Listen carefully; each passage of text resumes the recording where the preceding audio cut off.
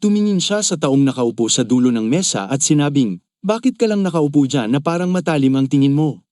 Tinitigan siya ng lalaki nang may pagkalito. Sinabi muli ni Sohan, "Mukha kang nandito lang para sa pera. Umalis ka na bago kita pira-pirasuhin. Wala kang karapatang umupo sa pulong na ito." Tumayo ng galit ang lalaki, may tinatagong maliit na kutsilyo sa kanyang kamay, at biglang inatake si Sohan. Bago pa man makaatake, pinigilan ni Sang ang kanyang kamay at piniga ito ng mahigpit. Kita ang sakit sa mukha ng lalaki. Sinunggaban ni Sang ang kanyang lalamunan gamit ang kabilang kamay at piniga ng matindi, sumigaw sa sakit ang lalaki. Tinitingnan ito ng apat na kasama, naguguluhan sa bilis ng pagkatalo ng lalaki. Itinaas ni Sang ang lalaki gamit ang isang kamay. Kinuha ni Sang ang isang tasa mula sa mesa at sinabi, "Sabi ko na." Tumingin ang lahat sa kanya. Tinitigan niya ang tasa habang hawak ang lalaki at sinabi muli, "Naghahanap ako ng isang taong iinom nito." Tinitigan niya ang lalaki at sinabing, "Congratulations, ikaw na yon." Nagulat ang lalaki. Binuksan ni Sang ang bibig ng lalaki gamit ang isang kamay at ibinuhos ang alak sa kanyang bibig. Piniga ni Sang ang kanyang bibig at sinabi, "Lunukin mo, gago." Bumagsak ang lalaki sa upuan, nabali ito, at dugo ang lumabas mula sa kanyang bibig habang hinahawakan ang kanyang lalamunan sa sakit. Galit na tinitingnan siya ng apat. Nagsalita si Sohan sa kanila, "Magpakahinahon kayo. Hindi pa tapos ang pulong." Tinitingnan sila ni Django. Naupo si Sang sa tabi ni Sohan nang hindi maintindihan ang nangyayari. Tinitigan siya ni Django at naisip, "Hindi ko alam na ganoon siya kahusay. Ang mga elite na pinili ko ay lalabas kapag nagbigay ako ng signal, pero sapat ba yun para makaligtas kami hanggang dumating sila?" Sinabi ni Sohan, pangulo ng faction na si Song, "Lalo mo lang akong binibigo. Hindi mo ba nauunawaan na pinabababa mo ang iyong halaga?" Naisip ni Django nang naguguluhan, "Pinabababa ko ang aking halaga?" Sinabi ni Sohan, "Mayroon akong ilang kapaki-pakinabang na tauhan at magkakaroon pa ng marami sa hinaharap." Naisip ni Django ng galit, ibig bang sabihin, kaya niyang kunin ang Hong mula sa akin at ibigay ang Hanjong Unorthodox faction sa isa sa kanyang mga tauhan. Tinanong siya ni Django, "Ano ang gusto mong gawin namin?" Tiningnan siya ni Sang at inisip, anong kabiguan, hindi siya karapat-dapat maging lalaki. Naalala niya ang sinabi ni Sohan habang naliligo, "Ano ba ang halaga kung sino ang mas mahusay sa martial arts? Tingnan mo kung sino ang tunay na lalaki sa Hong Unorthodox faction. Kung may mga pakana, sirain ito. Kung may karapat-dapat mamatay, patayin sila." Tiningnan ni Sang si Sohan nang nakatagilid at inisip, ganoon siya mag-isip. Tumayo si Sohan, lumapit sa sugatang lalaki, at sinabi, "Mas maganda sana kung ang aking kasikatan o takot ay higit pa sa perang natanggap mo." Damyugo ang bibig, mata, at ilong ng lalaki. Nagsalita siya dahil sa takot na mamatay, "Pakiusap, patawarin mo ako. Galing ako sa Sichuan Tang Clan." Tiningnan siya ni Sohan at tinanong, "Ang Tang Clan?" Sumagot ang lalaki ng, "O." Galit na tinanong ni Sohan, "Bakit mo sila inilagay sa panganib sa pagsasabi ng ganoon?" Nabigla ang sugatang lalaki at malaki ang takot sa kanyang mga mata. Sinipa siya ni Sohan sa bibig ng galit, at namatay siya. Nabigla ang iba pang apat na tao sa nakita. Nabalot ng dugo ang sapatos ni Sohan. Galit niyang sinabi, "Kayong tatlo, ibigay ninyo ang inyong mga pangalan at samahan. Mayroon lang kayong isang pagkakataon." Ang isang lalaki ay nagsabi, "Ako si Chan Mu Jiang mula sa Si Unorthodox faction." Ang pangalawa ay nagsabi, "Ako si Mac Igul mula sa Illuminator Unorthodox faction." At ang pangatlo ay nagsabi, "Ako si Zhu Jiawi mula sa Shan Unorthodox faction." Sinabi ni Sohan, "Nagtipon kayong lahat dito. Ang pulong na ito ay tila isang malaking pagkakataon para sa inyong lahat. Pero ikaw at ang pangulo ng faction na si Song ay gumawa ng hindi lang isa, kundi dalawang pagkakamali, lason at mga asasin. O sige, iyan ang paraan ng Unorthodox faction. Ngayon, tingnan natin kung gagawa kayo ng pangatlong pagkakamali." Tumingin siya sa tanawin ng ilog at mga puno. Lahat sila ay nag-alala. "Pangatlong pagkakamali," sinabi ni Sohan, "sabihin sa mga naka-ambush na lumabas." Tiningnan siya ni Django nang naguguluhan. Muling sinabi ni Sohan ng malakas, "Lumabas kayo." Bumukas ang pinto, at maraming lalaki ang pumasok at pinalibutan ang inn. Marami sila. Ngumiti si Sang habang tinitingnan sila at sinabi, "Ang dami niyan." Patuloy na nakatingin si Sohan sa labas. Tinanong ni Django, "Iyan na ba lahat?" Tumingin si Sohan sa kanila at sinabi, "Lumuhod." Lahat sila'y galit na tumingin sa kanya. Naisip ni Django, sinasabi niya sa amin na lumuhad habang nakikita kami ng aming mga tauhan. Hindi ba sobra yun? Ni hindi niya alam kung gaano kami kalakas. Tumingin si Sang kay Sohan na isip ni Sang, hindi ko siya maintindihan, nakakatuwang tao. Tumayo si Makigul mula sa kanyang upuan, at tiningnan siya ng tatlo ng naguguluhan. Sinabi ni Makigul, ibaba ang inyong mga sandata. Kinuha ng lahat ang kanilang mga espada at sumagot, oo, Ginoo. Tinitigan sila ni Sohan. Sinabi muli ni Makigul, ang Illuminator Unorthodox faction ay nasa ilalim ng utos ni leader ng tropa, Jin Sohan, kung matatalo ako. Naiintindihan ba ninyo? Muli silang sumagot, oo, Ginoo. Lumapit si Makigul kay Sohan at sinabi, kahit ako ay mamatay o matalo mula rito, yumuko siya at sinabi, ako'y luluhod pagkatapos ng laban, leader ng tropa, Jin Sohan. Tiningnan siya ni Sohan at inisip, ayos, ganyan dapat kumilos ang isang miyembro ng Unorthodox faction. Sinabi ni Sang, teka, ako muna. Yumuko si Maol at sinabi, humihiling ako ng pagkakataon mamaya. Ako'y makikipaglaban kay leader ng tropa, Jin Sohan, ngayon. Ngumiti si Sang at inisip, kahit paano, may silbi siya. Ngumiti si Sohan at sinabi, sulit ang pagpunta ko ng malayo. Lumabas si Sohan sa inn at humarap sa mga sundalo. Sumunod si Makigul sa kanya. Inilabas ni Sohan ang kanyang mga sandata, tumalikod, tiningnan si Makigul at sinabi, halika na. Inilabas din ni Makigul ang kanyang espada at itinapon ang kaluban nito. Tumalon siya at umatake kay Sohan. Umilag si Sohan sa gilid at iniwasan ang kanyang pag-atake. Tiningnan siya ni Makigul ng galit at inatake siya mula sa iba't ibang anggulo, ngunit patuloy na iniwasan ni Sohan ang kanyang mga pag-atake. Tiningnan siya ni Sohan at umatake gamit ang kanyang espada. Nabigla si Makigul. Muli siyang inatake ni Sohan, at ipinagtanggol ni Makigul ang kanyang sarili habang nag-iisip ng gulat, hindi kapanipaniwala ang kanyang lakas, pero hindi siya ganoon kabilis. Kayang-kaya ito. Ipinagtipon ni Makigul ang lahat ng kanyang lakas at malakas na sumugod. Tiningnan siya ni Sohan at mabilis na nagbago ng posisyon at napunta sa likuran niya. Lumingon si Makigul at inisip, naging mas mabilis siya. Sinipa siya ni Sohan sa tadyang, at nahulog ang espada ni Makigul habang siya'y napalayo. Napasigaw siya sa sakit. Nakita niya ang isang espada na papunta sa kanya at tumama ito sa lupa, malapit sa kanyang ulo. Tiningnan niya ang espada ng gulat. Tiningnan ni Sohan ang kanyang kamay at sinabi, nadulas ang aking kamay, leader ng faction na si Mak, pwede mo bang pulutin ang espadang yun para sa akin? Natakot si Mak at tumayo, pinulot ang espada mula sa lupa, iniabot ito kay Sohan, at sinabi, salamat sa pagpapatawad sa aking buhay. Hawak ang espada, sinabi ni Sohan, kung ganoon mo gustong makita ito.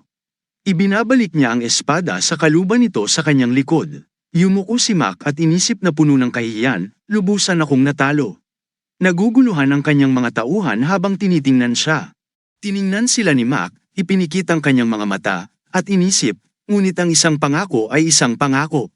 Sinabi niya sa kanila, mga miyembro ng Illuminator Unorthodox faction, mula ngayon, ngunit pinutol ni Sohan ang kanyang sinasabi at nagsalita, leader ng faction na si Mak.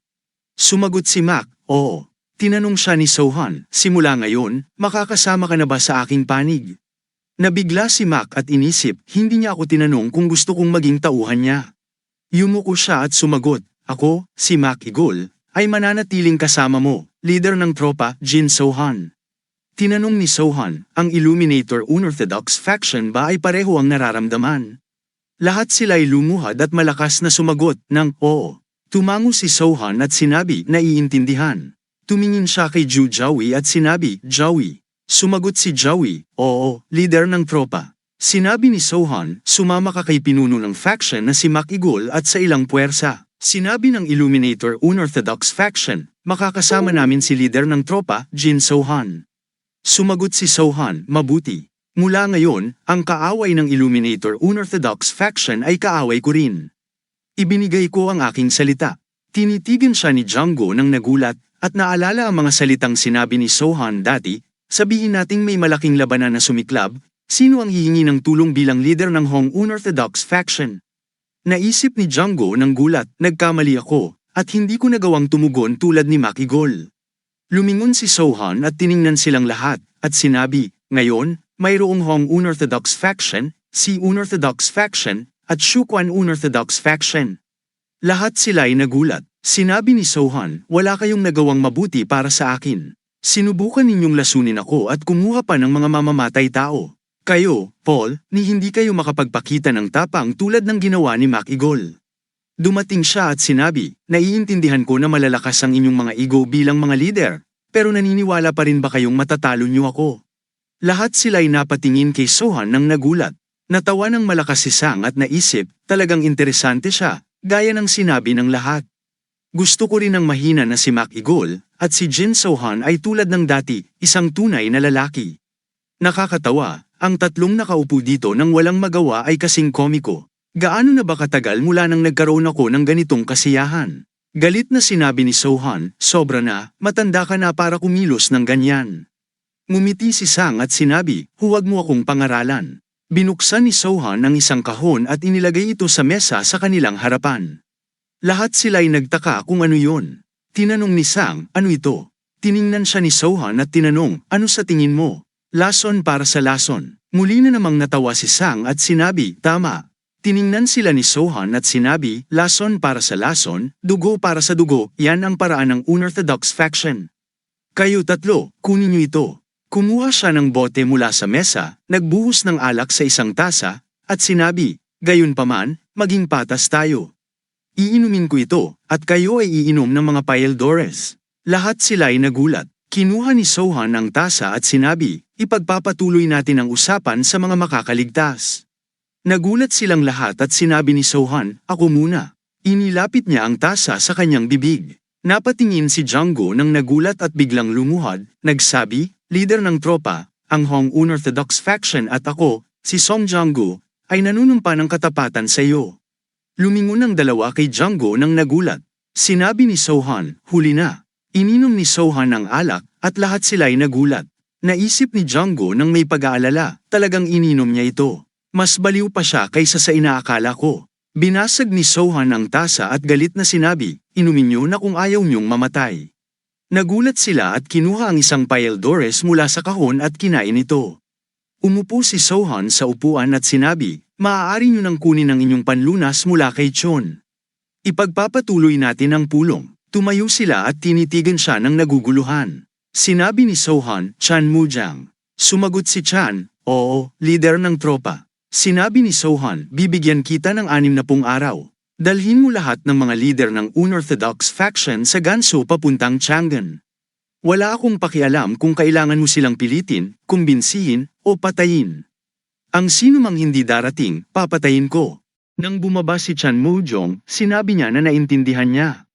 Tumingin si Sohan kay Joey at sinabi, Joey? Sumagot si Joey, oo, troop leader. Sinabi ni Sohan, pumunta ka kasama si Function Leader McEagle at ilang mga puwersa para puksain ang lahat ng mga Unorthodox Faction sa Sichuan at dalhin ang lahat ng mga leader ng Sichuan Orthodox Faction sa Chang'an.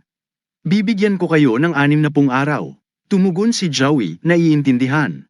Tumingin si Sohan kay Django at sinabi, at Faction Leader Song Django. Sumagot si Django, oo, troop leader. Sinabi ni Sohan, dahil patay na si Galpo, naniniwala ka bang dapat tayong makipaglaban para malaman kung sino ang magiging bagong patriarch? Manipulahin ang sitwasyon para ang mga indirect lineages ay magtuturo ng kanilang mga espada sa isa't isa. Bibigyan ko kayo ng 60 araw. Tumugon si Django, oo, sir. Muling nagsalita si Sohan, tiyakin niyo ring suriin kung ano ang nangyari sa Jungan Sect pagbalik niyo mula dito. Hindi ako magpapalakas-lakas habang kayo ay nagtatrabaho. Naguluhan ang lahat at nagtanong si Sang, ibig mong sabihin na atakihin natin ang Jungan Sect, tayong dalawa? Tumugon si Sohan, kahit anong paraan, saktan, patayin, o lasunin ko sila, aalamin ko kung paano. Ang mahalaga ay walang gustong maging kaaway ko. Nagtinginan ang iba na naguguluhan. Sa gabi, naglalakad sina Sohan at Sang pabalik sa kanilang tropa sa gitna ng mga puno. Naglalakad si Sohan sa unahan habang si Sang ay nasa likuran. Sinabi ni Sang, nakita mo ba ang mga mukha nila kanina? Napakaganda. Ngumiti si Sohan at sagot, nakalimutan mo bang ang mukha mo ay hindi nagkakalayo sa kanila hindi matagal na ang nakalipas? Nag-smile si Sang at sinabi, tama ka dyan. Pero gusto mo bang makipagdigma laban sa Jungan Sect tayong dalawa lang? Magiging masaya para sa akin, pero kakayanin mo ba? Tumingin si Sohan sa kanya at nagtanong, anong ibig mong sabihin? Sagot ni Sang, sabi mo gusto mong pabagsakin ang Jangan sect. Galit na sumagot si Sohan, akala mo ba simpleng militar lang sila na aatakihin natin ang tayong dalawa? Tumugon si Sang, hindi, ang sinasabi ko lang. Ngunit nagpatuloy si Sohan, bakit ka papunta sa Jangan Mountain imbes na sa Chun? Sagot ni Sang, bakit hindi? Hindi naman pag-aari ng Jangan sect ang bundok na yan. Bibili tayo ng ilang bahagi para sa disguise, maskara, at ilang mga espada sa daan. Naguluhan si Sang sa sinasabi ni Sohan. Dagdag pa ni Sohan, kailangan din nating magbihis. Anong pangalan ang ibibigay natin sa ating sarili? Wandering Warrior Mongol. Magandang tunog, di ba? Tinanong ni Sang, ano ang sa akin? Tumingin si Sohan sa kanya at sinabi, ikaw ay magiging Gwangwol. Nag-smile si Sang at sinabing, isang Dreaming Moon at isang Crazy Moon. So, tatamaan natin ang Jangan sect, magpapanggap tayong mga wanderers o parang tayo ay hamon sa mga tao para maging mas malakas. Sumagot si Sohan, Sang, sinabi ko na sa iyo na huwag mamuhay ng ganyan. Anong klaseng sekta ang Wrongness sect? Sila ang mga nakipaglaban laban sa Mountain Age sect para sa kapangyarihan sa Shanxi. Pupunta tayo doon para matuto mula sa kanila. Huwag ka masyadong mapusok. Ngumiti si Sang at sumagot, naiintindihan ko, sige. Matututo tayo ng isang bagay o dalawa.